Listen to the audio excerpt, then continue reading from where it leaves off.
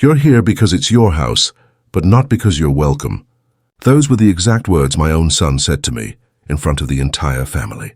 And in that moment, I knew that my life as I had known it was over forever. Before we continue, please subscribe and hit the notification bell because we publish news stories every day. Leave your like and tell us in the comments from which city and state you're watching us. My name is Richard Martin Richardson. I'm 64 years old, and throughout my entire life I believed I had built something solid. A united family, a respectable estate, and above all the unconditional love of my son Adrian. On January 25th, 2024, a Friday I'll never forget, I discovered that everything was a carefully constructed lie. That evening, we had organized a family dinner at our house in Scottsdale, the same house where Adrian had grown up, where he had taken his first steps, where we had celebrated every birthday, every achievement. Margaret, my wife of 38 years, had prepared her famous Sunday pot roast, the one our son had loved since he was little. The table was set with the china we inherited from my mother. The crystal glasses sparkled under the dining room light, and everything seemed perfect for a normal family evening. Adrian had arrived with Christine, his wife of 5 years. She had always seemed like a calculating woman to me, but I thought it was just my prejudice as an overprotective father-in-law. That night, however, there was something different in the atmosphere. Conversations would cut short when I entered the kitchen. Glances were exchanged in strange ways, and I felt a tension I couldn't identify.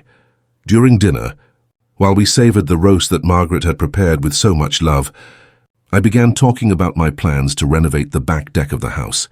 It was a project I'd had in mind for months, something simple, but that would add value and comfort to our home. I mentioned that I had contacted some contractors to come give estimates next week. "Dad," Adrian interrupted me with a tone I had never heard from him before, cold and cutting like a blade. "I think you should consult this type of important decisions with the family before taking action." I was confused. "Consult? Adrian, it's my house, my money, and it's just a deck. I don't understand why." "Precisely because of that," he continued, setting his fork down on the plate with a deliberate gesture. "Because lately you make many decisions without thinking about the consequences. Mom has told us that last month you almost left the gas valve open, that you forgot to pay the electric bill for 2 months straight."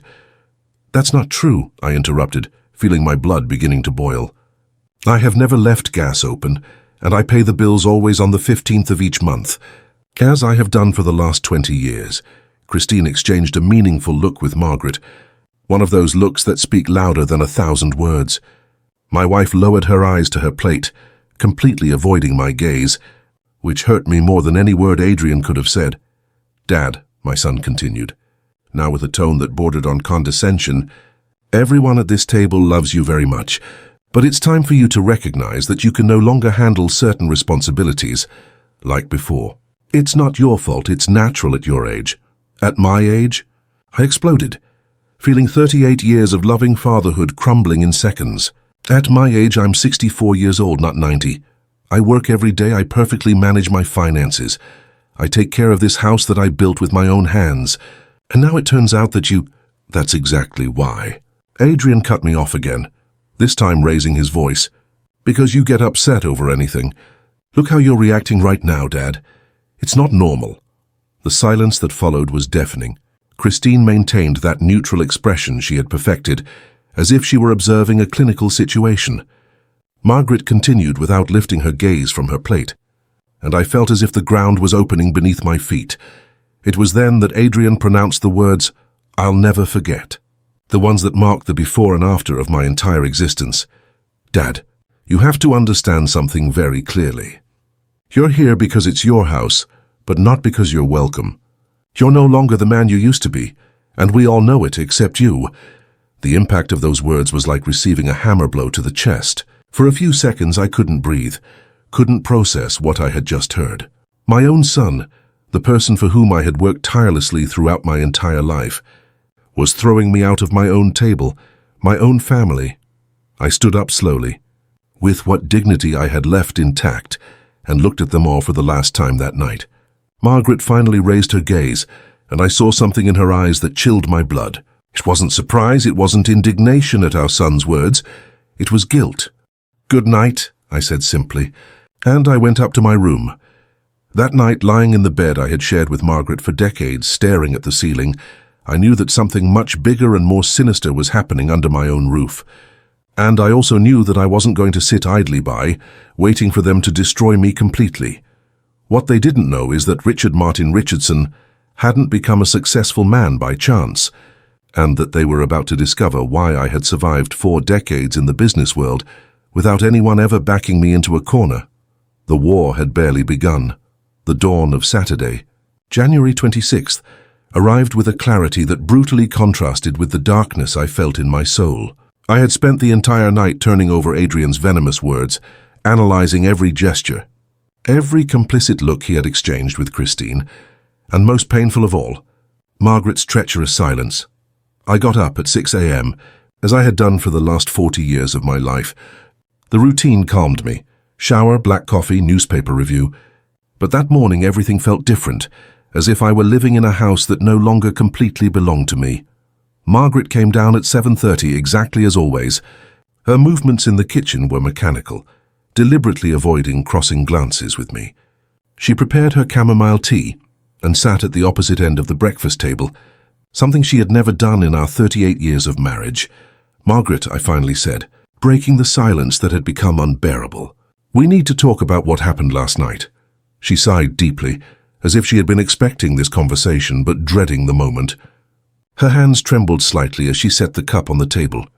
"Richard, I think Adrian is right about some things," she murmured without looking up. "Lately you've been different." "Different how?" I asked, staying calm despite feeling like I was being stabbed in the back. "Give me concrete examples, Margaret. Tell me exactly what I've done wrong." She wrung her hands nervously, a gesture I knew well after so many years together. It was what she did when she was lying or hiding something important. "Well, last month you left the faucet running in the upstairs bathroom and flooded the living room ceiling. And you've also become more forgetful with medical appointments, bills." "Margaret, look me in the eyes," I ordered firmly. "Look at me and tell me when exactly I left that faucet running. Because I remember perfectly that it was you who asked me to fix it because it was dripping. And when I went up, it was already flooded." Her cheeks blushed, an unmistakable sign that she knew she had been caught in a lie. But instead of admitting it, she became defensive. "Don't talk to me in that tone. See, this is exactly what I mean. You've become aggressive, distrustful." "I've become observant," I corrected her. "And what I'm observing is that my own wife is fabricating lies to justify our son's unacceptable behavior." Margaret stood up abruptly from the chair, spilling part of the tea on the table. Her eyes filled with tears, but there was something calculated in her dramatic reaction. "Richard, please. Adrian and Christine are just worried about us. We think that maybe you need help. Medical help." Those words fell like a bomb in the conversation. Medical help. The implication was clear and terrifying. They wanted to declare me mentally incompetent. Medical help for what exactly? I asked, my voice dangerously low. For the forgetfulness, for the mood changes, for... She stopped abruptly, as if she realized she was revealing too much. "Continue, Margaret." "For what else?"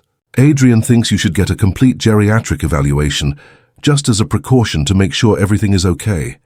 My blood turned to ice. "A geriatric evaluation. The first legal step to declare someone incompetent to handle their own affairs.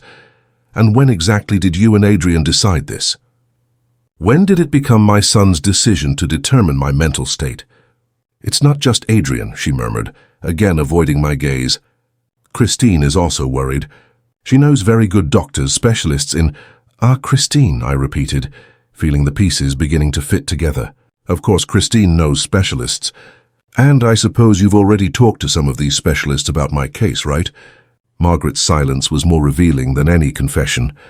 Her inability to deny it confirmed what my instinct already knew. This wasn't spontaneous concern from a loving family. This was something planned, organized, and Christine was at the center of it all. "How long, Margaret?" I asked directly. "How long have you been discussing my supposed mental incapacity with our son and his wife?" "Richard, it's not like that. Answer me. How long?" Tears began rolling down her cheeks, but they no longer moved me as before. Now I knew there was a difference between tears of genuine pain and tears of guilt. Since a few months ago. Christine was the first to notice some changes in your behavior during family dinners. Small things, but what kind of small things? You repeated stories you had already told. You got confused with dates. Sometimes you seemed absent. It was incredible. They had been watching me, analyzing every word, every gesture, interpreting normalcy as symptoms of dementia. And the most painful thing of all was that my own wife had been complicit in this surveillance. Margaret, in our 38 years of marriage, have I ever given you reason to doubt my mental capacity or my love for this family? Have I ever made an irresponsible, financial decision? Have I ever put our welfare or safety at risk? No, Richard, but nothing.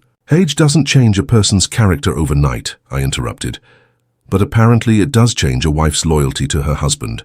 Margaret sobbed louder, but I no longer felt compassion. I felt betrayal, manipulation, and above all, a terrible clarity about what was really happening in my own house. Is there anything else I should know, Margaret? Any other surprise that Adrian and Christine have prepared for me? She shook her head, but her eyes avoided mine.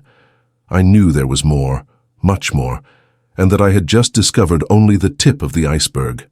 I got up from the table, leaving her crying in the kitchen. I went up to my study and locked the door. For the first time in decades, I felt like a stranger in my own house, but also, for the first time since last night's humiliation, I felt with the clear purpose to discover exactly what they were planning and stop them before it was too late. The war that had begun last night had just intensified, and they had no idea who they were messing with. The following days turned into a surreal experience. It was like living in a play where everyone knew the script except me. Every gesture, every interrupted conversation, every furtive glance transformed into a clue to something much bigger and more sinister than I had initially imagined. Tuesday morning, while I was getting ready to go to the market, as I had done religiously every week for years, I noticed that Christine was in the living room with a measuring tape in her hands. She was visibly startled when she saw me coming down the stairs. "Good morning, Richard," she greeted me with that forced smile she had perfected. "I was just taking measurements for some new curtains I want to give you as a gift." "Curtains?" I asked, observing how she hastily put the measuring tape away in her purse. "I don't remember Margaret mentioning needing new curtains." "Oh, it's a surprise," she replied, avoiding my direct gaze. "You know how women are with decoration. What disturbed me most wasn't the obvious lie, but the familiarity with which she moved through my house, as if she already considered it hers. She wasn't just measuring windows, but also the complete dimensions of each room, noting numbers in a notebook that she hid when I approached. "Well, I'm going to the market," I announced deliberately. "I'll be back in a couple of hours as always." "Perfect, Dad," Adrian responded from the kitchen, where he was having breakfast with a naturalness that seemed suspicious to me. "Drive carefully." That phrase deeply bothered me. Drive carefully. It wasn't something my son had ever said to me in 40 years. It was the type of recommendation you give to a frail elderly person, not to a 64-year-old man who had driven without a single accident his entire life.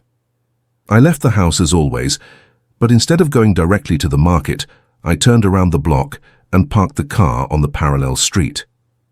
I walked stealthily to the back of my own house, using the key to the back gate that I had kept since we built the house. What I saw confirmed that my suspicions weren't paranoia of an older man. Christine had spread architectural plans over the dining room table, detailed professional plans of the entire house. These weren't casual drawings. They were professional blueprints, complete with exact measurements and technical annotations. Adrian was leaning over the documents, pointing to different areas while she took notes in a professional notebook.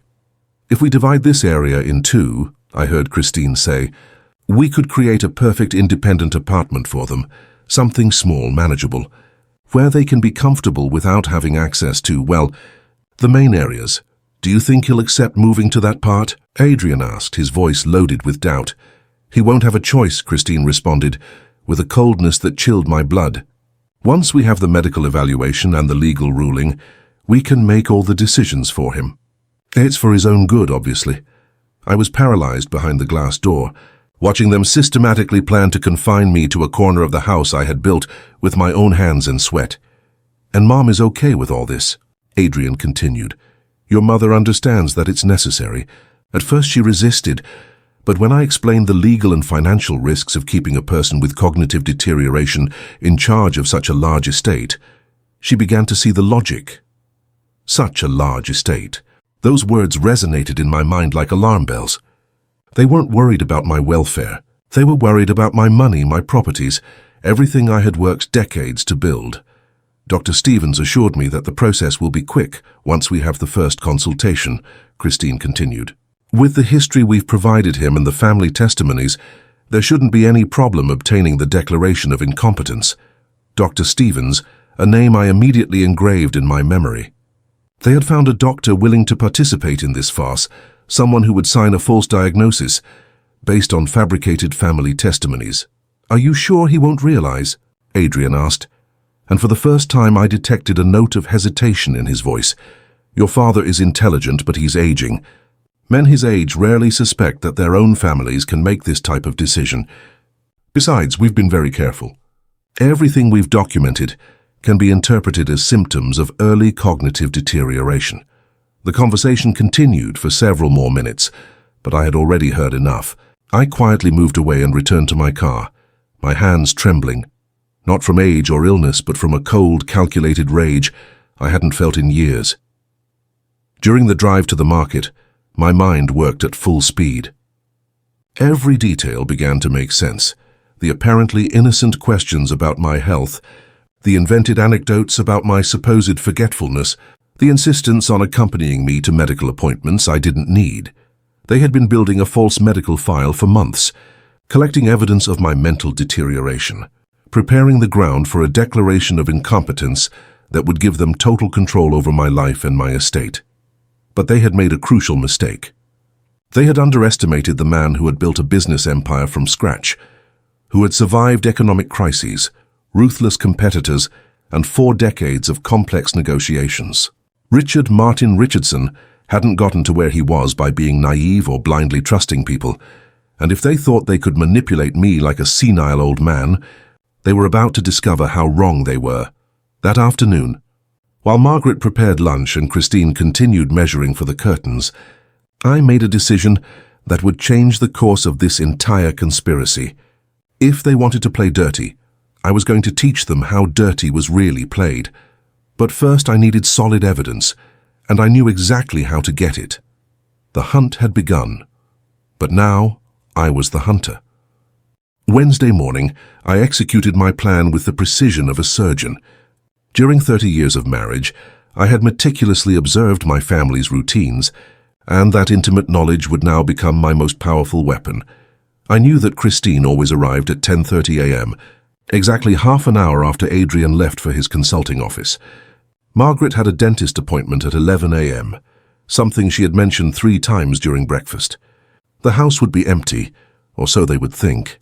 At 10:45 a.m. I pretended to leave for my usual morning walk in the park, a ritual I had maintained for years on doctor's recommendation. I closed the front door with the characteristic noise, started the car and drove to the end of the street. But instead of continuing to the park, I parked behind the neighborhood pharmacy and returned on foot through the back alley. The key to the back gate was my ace in the hole. I had kept it since the house's construction, and none of them knew of its existence. I slipped stealthily through the garden, using the bushes I had planted 15 years ago as natural cover. From the kitchen window, I could observe the interior perfectly. Christine was in my study, the sanctum sanctorum where I kept all my important documents, contracts, and financial records. The door, which I always kept locked, was completely open. My heart raced when I saw her open the drawer where I kept the house deeds. She wasn't just reviewing them. She was methodically photographing them with her mobile phone. Every page, every seal, every legal signature that represented decades of honest work. She moved with chilling efficiency, as if she had done this many times before. After the deeds came my will, then the certificates of deposit, then the life insurance documents. My entire legal estate was being copied and catalogued by a woman who supposedly only cared about my well-being, but what disturbed me most was seeing her open the filing cabinet where I kept my personal medical records. She photographed them all. Blood tests from the last 5 years, x-rays, reports from my cardiologist. even prescriptions for the vitamins I took daily. Why would she need my medical histories if she really believed I was developing dementia? The answer was obvious and terrifying: to falsify a medical file that would support her invented diagnosis. While I watched this systematic violation of my privacy, I heard the unmistakable sound of the front door. Margaret had returned earlier than expected. Christine, startled, hastily put all documents back in their original places and closed the drawers with nervous movements. "Christine, where are you?" Margaret shouted from the foyer. "Up here!" she responded, quickly leaving the study and heading to the bathroom. I heard the water running, obviously washing her hands to eliminate any trace of dust from the files. "The dentist had an emergency and cancelled my appointment," Margaret explained when Christine came downstairs. "What were you doing upstairs?" "Looking for a pen to note the final measurements for the curtains," Christine lied with a naturalness that chilled my blood. "Do you know if Richard keeps any in his study?" "So of course he has a small box full of them in the first drawer of the desk." My own wife had just given my daughter-in-law the perfect excuse to justify her presence in my private study. The betrayal deepened with every passing minute. "Perfect. Hey, Margaret, have you thought about what we discussed regarding Richard's medical evaluation?" They sat at the kitchen table, exactly below the window where I remained hidden. Every word reached my ears with crystalline clarity. "I still think it's rushed," Margaret responded, but her tone was hesitant, vulnerable to manipulation. "Margaret, look at reality. Yesterday, I found the electric bill unpaid on his desk. 2 weeks ago, he got confused with the neighbor's name that he's known for 20 years. The day before yesterday, he repeated the same anecdote 3 times during dinner. Every symptom Christine mentioned was a carefully constructed lie or malicious interpretation of completely normal behaviors. The electric bill was on my desk because it had just arrived, and I would pay it on the 15th, as I did religiously every month. Getting confused with the neighbor's name had been a simple lapse that anyone makes, and the repeated anecdotes were a product of her own paranoia. "But he's—" Margaret began. "But nothing," Christine interrupted firmly. "Do you know how much your husband's estate is worth? Between the house, investments, and bank deposits, we're talking about more than $1.2 million. Do you really want to risk him making an irrational decision that leaves all of you with nothing?" 1.2 million. She had calculated my estate down to the last cent. This wasn't family concern. This was a meticulously planned financial operation. "Is Adrian okay with this?" Margaret asked weakly. "Adrian understands that it's necessary to act before it's too late. Cases of early dementia can progress very quickly. One day he's perfectly lucid. The next he could be signing checks for disproportionate amounts or modifying wills irrationally. The psychological manipulation was masterful. Christine had identified exactly Margaret's fears and was systematically exploiting them. "Dr. Stevens can see us next week," she continued. "It will just be a very discreet initial consultation. He doesn't even have to know it's a formal cognitive evaluation. We'll tell him it's a general preventive checkup." Dr. Stevens again. I needed to find out everything about this man who was willing to prostitute his medical degree for money. "What if Richard refuses?" Margaret asked. "He won't refuse if we present it correctly. Besides, once we have the first evaluation, the legal process accelerates considerably. With the family testimonies we've documented and the medical background that I've reviewed, there shouldn't be any obstacles." Medical background that she had illegally photographed in my own study. I thought with contained rage. The conversation continued for another 15 minutes, but I had heard enough to understand the complete magnitude of the conspiracy. They didn't just want to declare me incompetent. They had been preparing this move for months, collecting personal information, identifying corrupt doctors, and systematically manipulating my own wife to participate in my destruction. When they finally separated, I remained hidden for another 20 minutes to make sure both had actually left the house. Then I entered through the back door and went directly to my study. Everything seemed to be in order, but now I knew my privacy had been completely violated. I meticulously reviewed every drawer, every file, every document. Nothing was missing, but the traces of intrusion were evident to someone who knew exactly how he had left his things organized.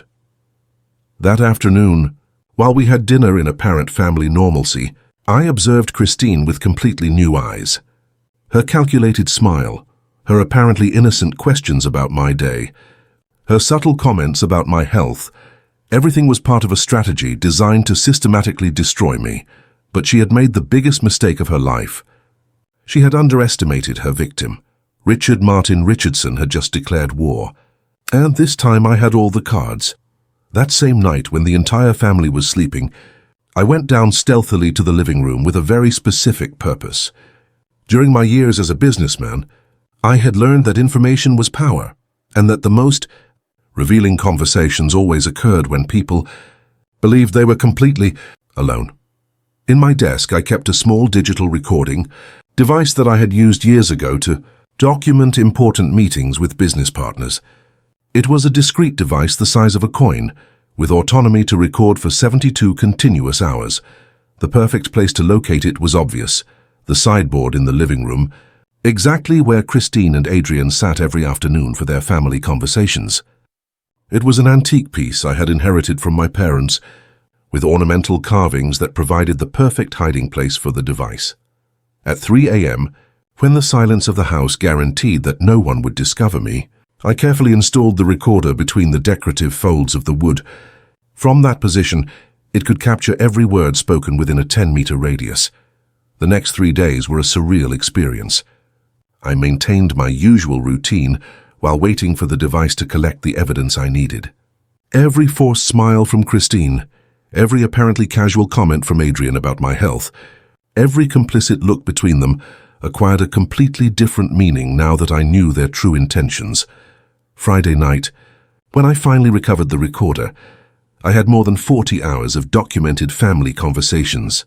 I locked myself in my study with headphones and began the task of reviewing all the material.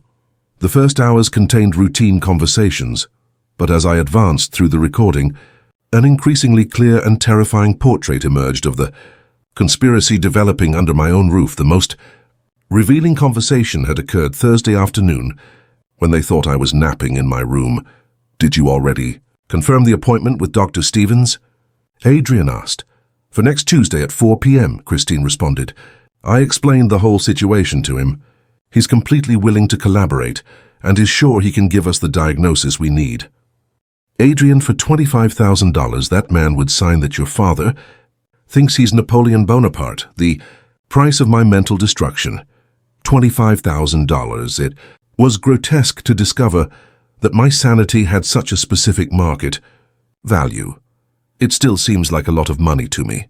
Adrian murmured. "A lot of money? Your father has properties worth $850,000 just in this house.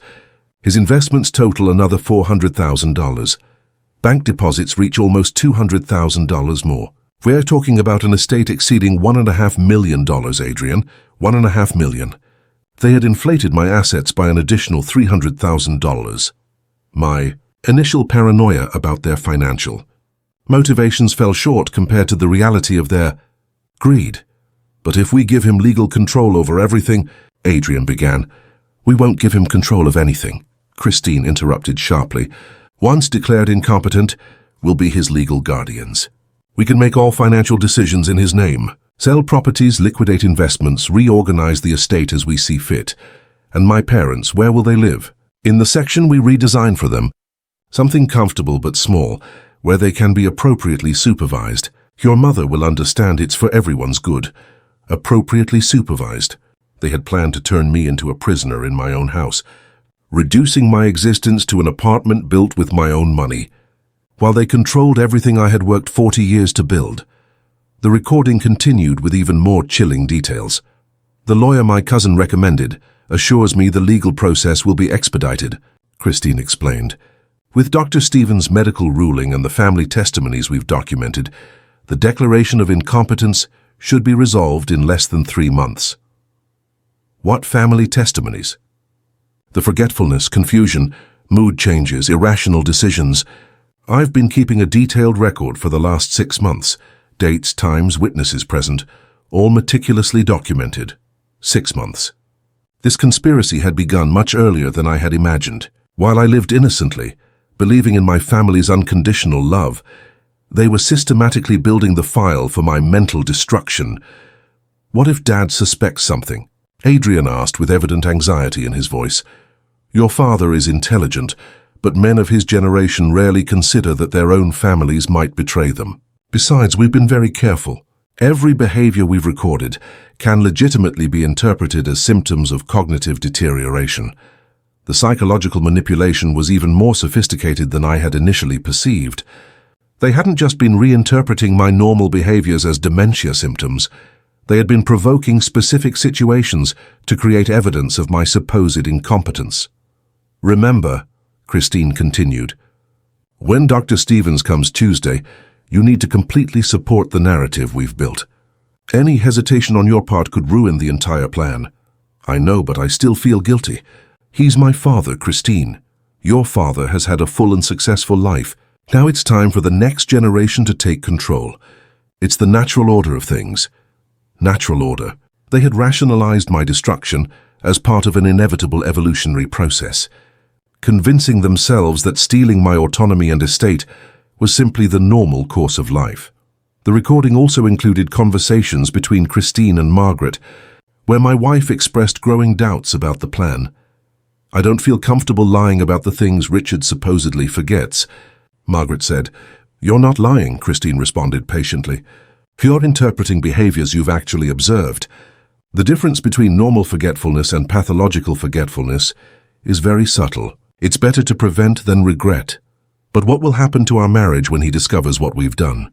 Margaret, by the time Richard realizes anything, it will be too late for him to do anything about it. And frankly, if he's really developing dementia, he probably won't even remember disagreeing with the decisions we make for him. The coldness of that response revealed that Christine had calculated even the emotional implications of her betrayal.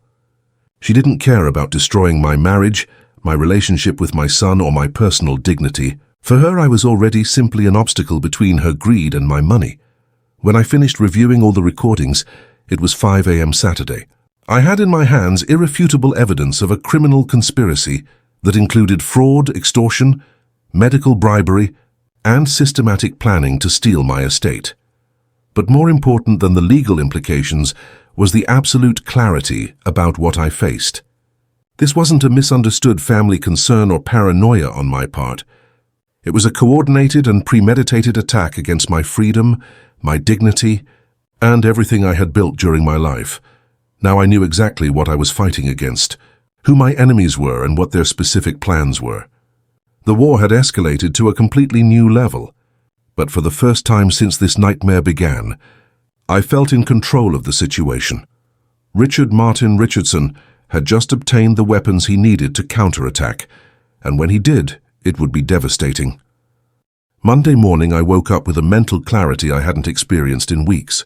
The recordings had provided me not only with evidence of the conspiracy, but also crucial information about their next moves. I knew that Tuesday Dr. Stevens would come. I knew how much money was involved, and most importantly, I knew exactly what they expected me to do. My first call was to Paul Robinson, my trusted attorney for the past 20 years. Paul had handled all my important real estate transactions, the creation of my will, and several complex legal matters during my business career. If anyone could help me navigate this situation, it was him. Paul, I need to see you urgently, I told him when he answered the phone. It's a delicate matter that I'd prefer not to discuss over the phone. How urgent, Richard? I have a pretty tight schedule this week. As urgent as my own family trying to declare me mentally incompetent to steal my estate, I responded directly. The silence on the other end lasted several seconds. I'll be in my office in an hour, he said finally. Bring all the documentation you have. Paul's office was located in downtown Phoenix, in a 19th century building that had been meticulously restored. His office reflected his personality, formal but accessible, with bookshelves filled with legal codes and a solid oak desk where he had resolved hundreds of complex cases. When I arrived, Paul already had coffee prepared and had cancelled his morning appointments. I handed him copies of the most incriminating recordings, along with a detailed summary of everything I had discovered. Richard, this is extraordinarily serious, he said after reviewing the documents for 30 minutes. What you describe constitutes several criminal offenses: conspiracy to commit fraud, attempted bribery of a public official, falsification of medical documents. What concerns me most is protecting my estate before they can do something irreversible, I explained. According to the recordings, they already have a corrupt doctor identified and a lawyer willing to expedite the legal process. Paul took notes meticulously as I spoke, his expression becoming graver with each detail. First, we need to protect your assets immediately, he said finally. We're going to create an irrevocable trust that transfers legal ownership of your main assets to an entity they can't touch, even if they obtained a declaration of incompetence. Is that possible? Completely legal and effective. We're also going to modify your will to include specific clauses that invalidate any changes made under coercion or while under non-consensual legal guardianship. We spent the next 2 hours reviewing every aspect of my financial situation. Paul consulted with specialists in family law and estate protection experts. The plan we developed was comprehensive and aggressive. Now we need to talk about the criminal evidence, Paul continued. The recordings you have are admissible in court, but we need more. I'm going to connect you with someone who can help us. A private investigator. Alex Thompson is ex-FBI, specializes in family fraud and elder abuse cases. He's worked with me on several similar cases. He's discreet, professional, and completely reliable. Paul called Alex immediately, and we agreed to meet that same afternoon at his office. Meanwhile, we began the asset protection process. In a matter of hours, Paul had prepared documents that transferred legal ownership of my house, investments, and main bank accounts to an irrevocable family trust with specific anti-fraud clauses. If they try to declare you incompetent now, Paul explained, they'll discover that technically you're no longer the direct owner of the assets they want to control. The trust protects them even if they obtain legal guardianship over you personally. What about Margaret? She's also a beneficiary of my current will. That depends on how involved she is consciously in the conspiracy, Paul responded carefully. The recordings suggest she's being manipulated, but they also show she's actively participating in building false evidence against you. It was a painful reality I had been avoiding facing. Margaret wasn't just an innocent victim. She was a conscious collaborator in my destruction. At 5 p.m. we met with Alex Thompson at his private office. He was a 45-year-old man, athletic build, with penetrating eyes that reflected years of experience investigating the darkest aspects of human behavior. Paul has explained the basic situation to me, Alex said after reviewing my recordings. This is more sophisticated than most family abuse cases I investigate. Your daughter-in-law has considerable legal knowledge and has planned this meticulously. What do you need to build a solid case? I asked. First, we need to completely identify and document the network of accomplices. This Dr. Stevens, the lawyer they mention, possibly other professionals involved. Second, we need evidence of the financial aspects, how they plan to access your estate, what accounts they've investigated, if they've already attempted any preliminary moves. Alex explained that his investigation would focus on completely legal methods, public records, professional background verification, digital communications analysis with judicial consent, and discreet surveillance of the conspirators. I also suggest we install a more sophisticated recording system in your house, he continued. We need to document not only their conversations, but also any attempts at unauthorized access to your personal documents or attempts to manipulate you during the supposed medical evaluation. What about Dr. Stevens? Can we do anything to prevent him from participating in this? We can investigate his professional background, verify if he has a history of ethical violations, and potentially alert the medical board about the attempted bribery. But we need to be careful not to alert him prematurely about our investigation. Paul and Alex coordinated a detailed action plan. In the coming days, Alex would begin background investigation, while Paul finalized legal protection of my assets. Meanwhile, I would continue acting normally, allowing Christine and Adrian to believe their plan was proceeding without obstacles.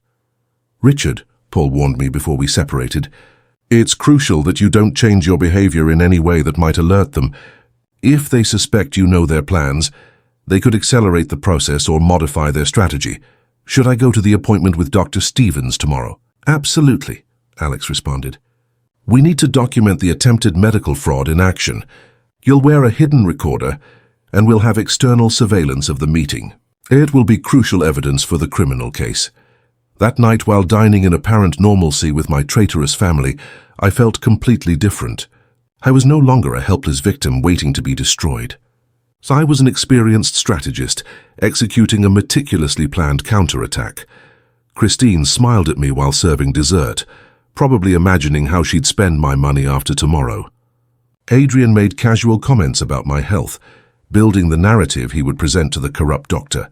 But what they didn't know was that Richard Martin Richardson had declared total war, and when I finished with them, I would not only have protected my estate, but I would have sent several criminals directly to prison. The decisive battle would begin tomorrow, and I was completely prepared to win. Tuesday dawned grey and rainy, as if the weather reflected the gravity of what was about to occur. Alex had worked all night investigating the conspirators' backgrounds, and the results he presented that morning exceeded my worst expectations. "Richard, what we've discovered about Christine is extraordinary," Alex explained in his office at 8 a.m.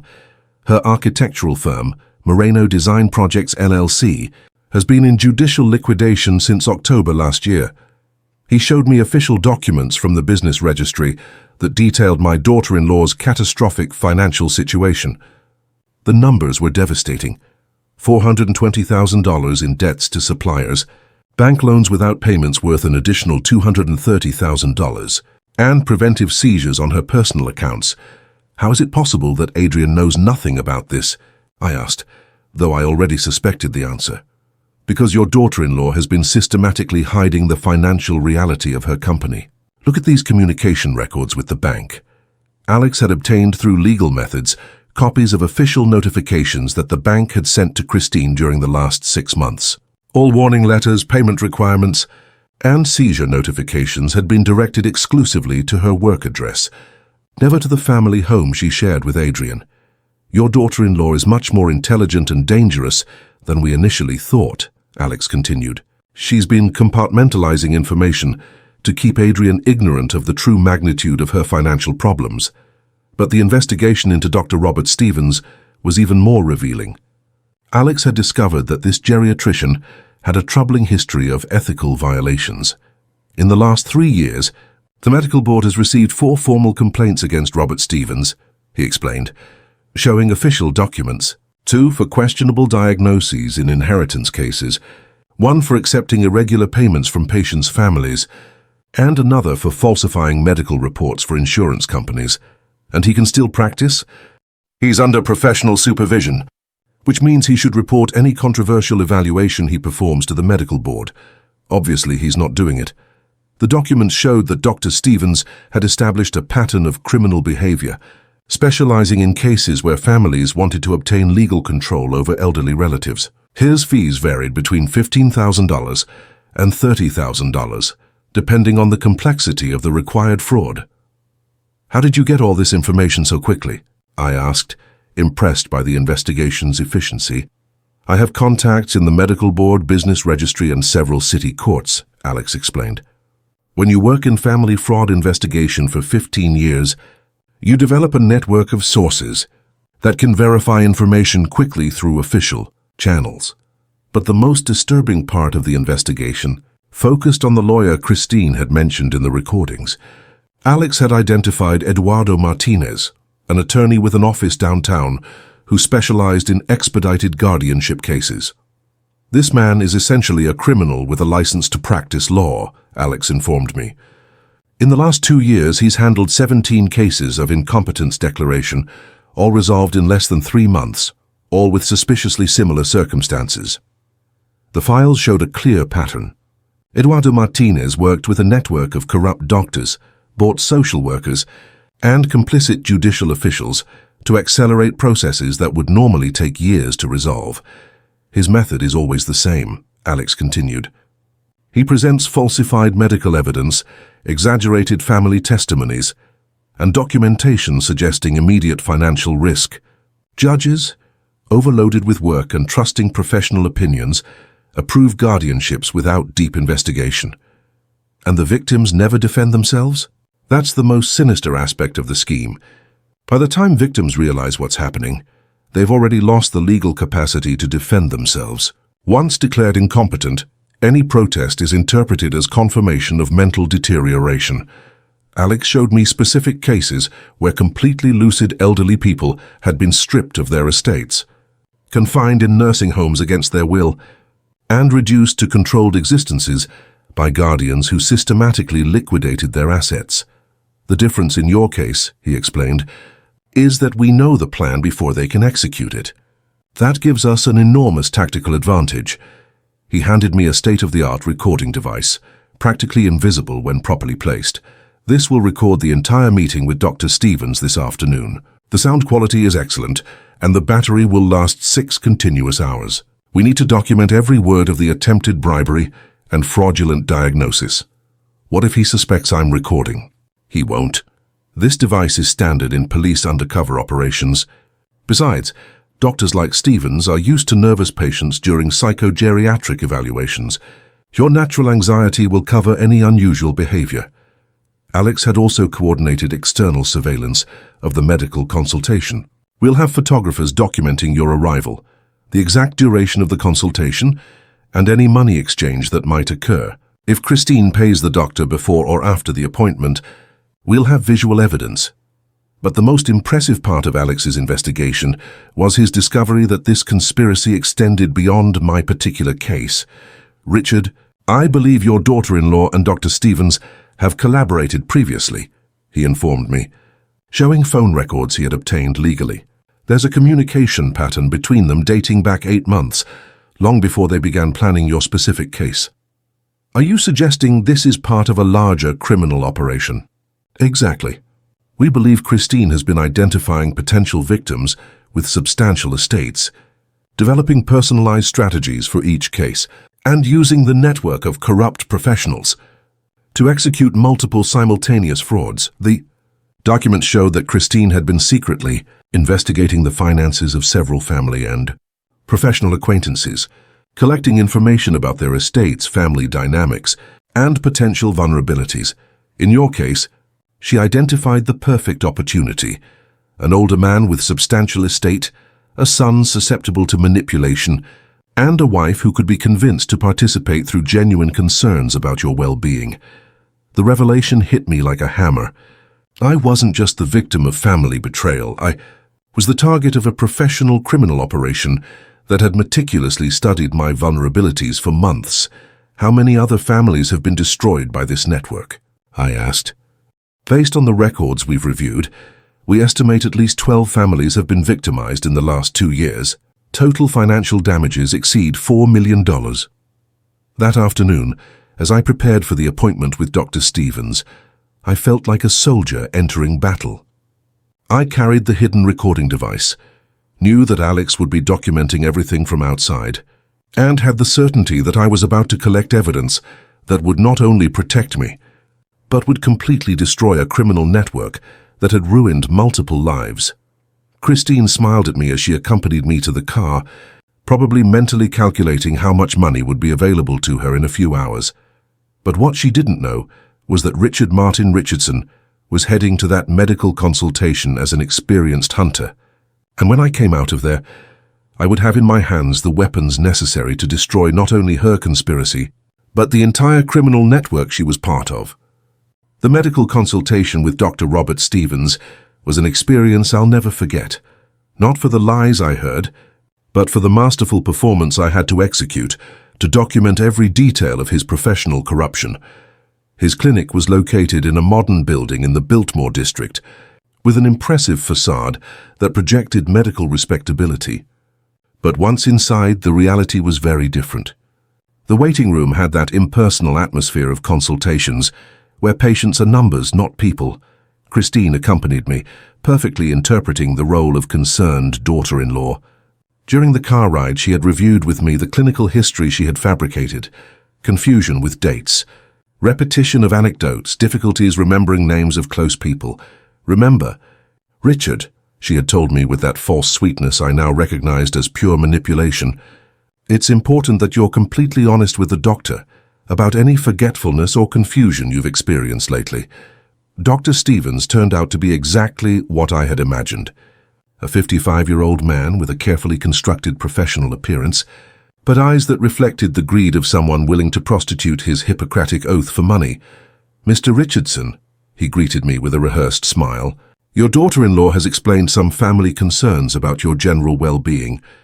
This evaluation is completely routine.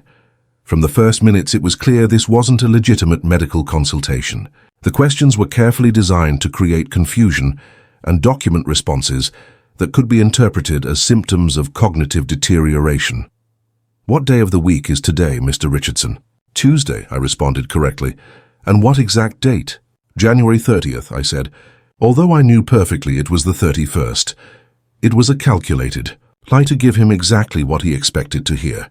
"Your daughter-in-law mentions that lately you've had some difficulties remembering recent conversations. Can you tell me about that?" It was time to execute the most important performance of my life. Under Paul and Alex's prior guidance, I had prepared responses that would seem like genuine symptoms to a corrupt doctor, but would be obviously fabricated to any honest professional reviewing the recordings later. "Well, doctor," I began with a carefully constructed expression of confusion, "sometimes I feel that things get mixed up in my mind.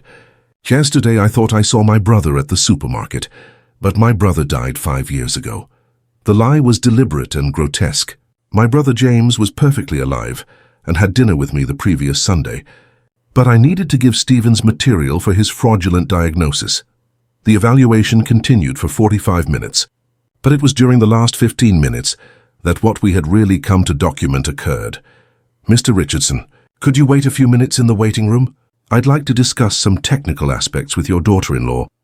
I left the office, but stayed near the door that the doctor had left slightly ajar. The recording device would capture every word of the conversation about to occur. "Mrs. Moreno," Stevens began, "the symptoms Mr. Richardson describes are consistent with moderate cognitive deterioration, possibly early stages of senile dementia. How severe do you consider the case?" Christine asked. "Severe enough to justify a legal capacity evaluation, if that's what you're looking for," Stevens responded directly. "How long would it take to obtain an official medical report? For a case like this, with the family documentation you've provided and the symptoms I've observed today, I could have a complete ruling in 48 hours. "And the cost?" "For a comprehensive evaluation that includes legal guardianship recommendations, the fee would be $25,000. There it was, the criminal transaction being negotiated explicitly. A licensed physician was literally putting a price on a false diagnosis that would destroy my legal life. Would you accept half now and half when you deliver the final report?" Christine asked. "Of course, that's completely acceptable. I heard the unmistakable sound of an envelope being transferred." Christine had just paid $12,500 as a down payment for my official medical destruction. "Dr. Stevens," Christine continued, "it's crucial that the report be definitive. The family needs legal certainty to make important decisions about Richard's future. Mrs. Moreno, I've handled similar cases for years. My ruling will be completely convincing to any court. Mr. Richardson will be declared legally incompetent to handle his financial and personal affairs. And if he tries to contradict the diagnosis?" "That's the beautiful aspect of dementia cases," Stevens responded with a laugh that chilled my blood. "Any protest from the supposed victim is interpreted as confirmation of mental deterioration. The more he insists he's mentally competent, the crazier he'll seem to the courts." When they finally called me back to the office, Dr. Stevens had recovered his mask of medical professionalism. "Mr. Richardson, based on today's evaluation, I recommend some additional studies to ensure you're receiving appropriate care for your age." During the drive home, Christine was euphoric.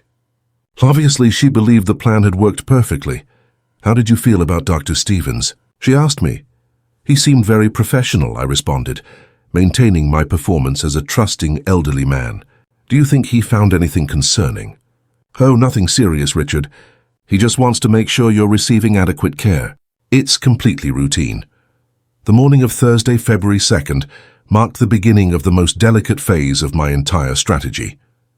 Alex had developed an ingenious plan to gradually expose Adrian to Christine's true nature. At 8:30, my phone rang.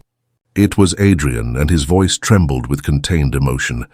"Dad, last night I confronted Christine about her company's debts. My heart raced." "What did you tell her exactly?" I showed her the documents. At first she tried to deny it, but when she saw the official evidence, my son's voice broke. Dad, she confessed everything. Everything what, Adrian? That she had been planning to obtain legal control over your estate. That she was going to have you declared mentally incompetent. That she had already paid a doctor to falsify a diagnosis. I felt a mixture of relief and pride. My son had found the courage to face the truth. Adrian, I need you to do something very important for me. Anything, Dad. I need you to act normally with Christine this morning. She shouldn't suspect that you've told me the truth. At 11 a.m. she has an appointment to complete the medical fraud, and the police are going to arrest her. The silence on the other end lasted several seconds. The police? You knew, son, I've known everything from the beginning. I've been collecting evidence for weeks. Christine and the doctor are going to be arrested today for multiple criminal charges. My God, Dad, how could you? How did you know? Because I'm your father, Adrian. Because I've survived 40 years in the business world without anyone successfully deceiving me. And because they completely underestimated Richard Martin Richardson. At 10:30 a.m., from Alex's car parked in front of Dr. Stevens's medical building, we watched Christine arrive.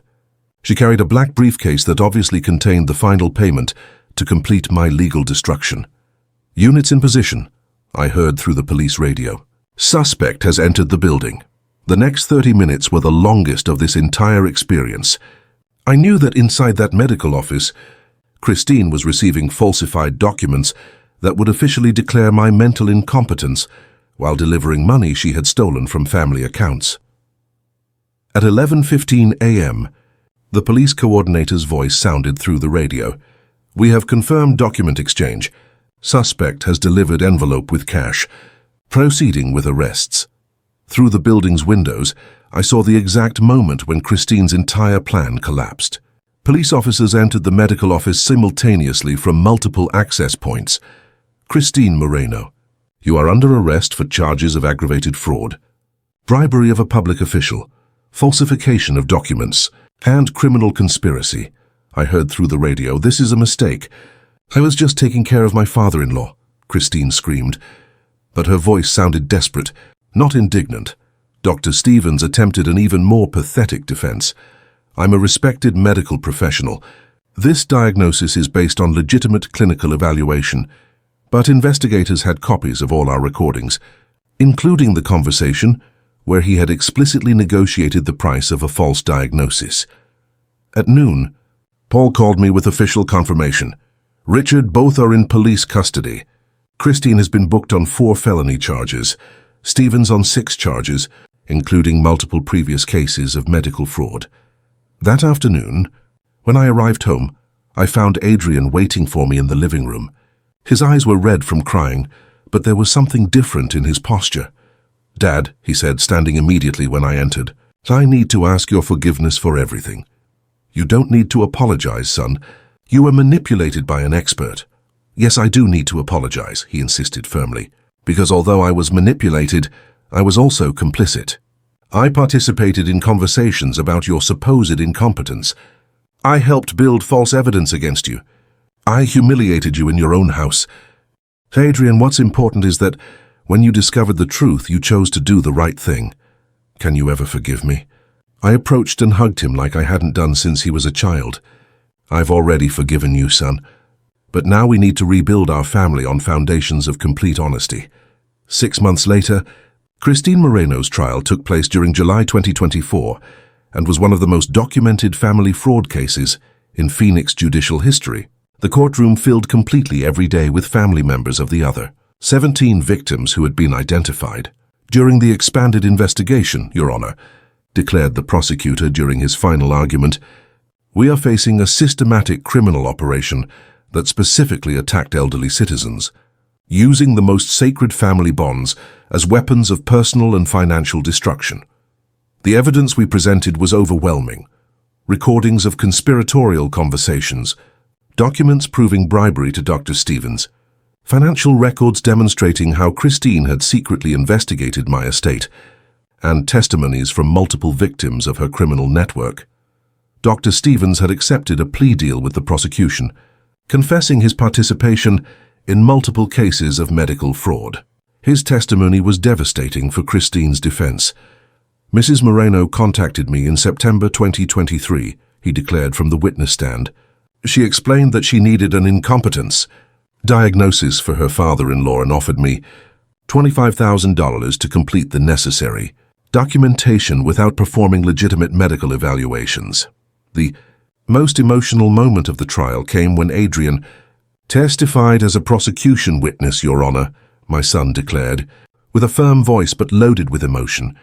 I must confess before this court that I was an unconscious accomplice to this conspiracy.